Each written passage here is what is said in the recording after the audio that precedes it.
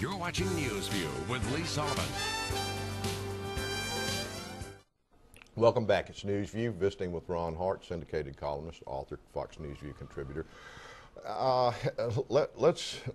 Let's roll to this, if we may. We vilify capitalism in a country that was built by capitalism.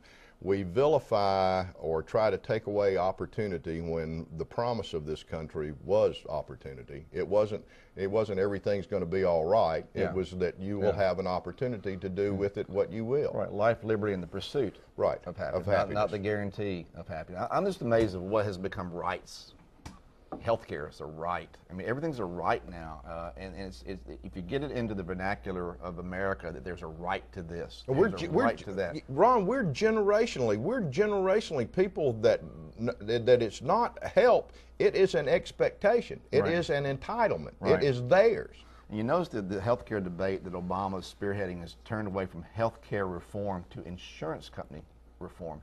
He picks a villain, and he likes to pick business. 'Cause, everybody has a boss they didn't like, and everybody, maybe had a bad experience at Walmart one time.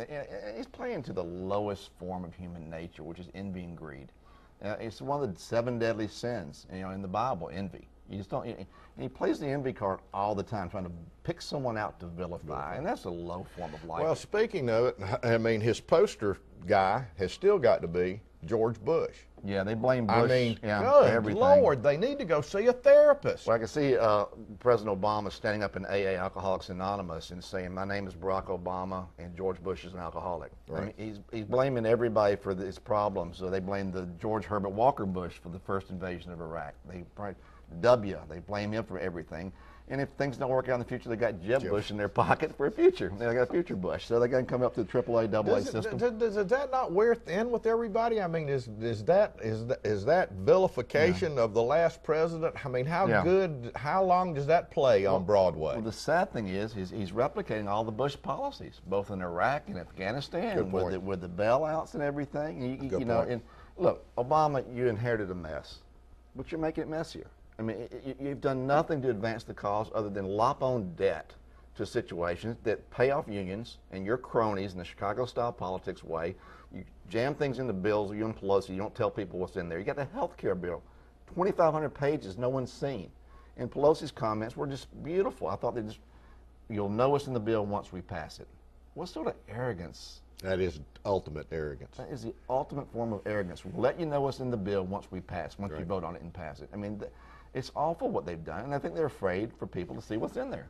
Well, I think their mindset is not that they're serving us. I think their mindset is we're here to serve them. Yeah, there's an arrogance in Washington that's unbelievable. They don't get paid a ton. They do okay. They don't get paid a ton, but their egos are big. It's Hollywood for ugly people.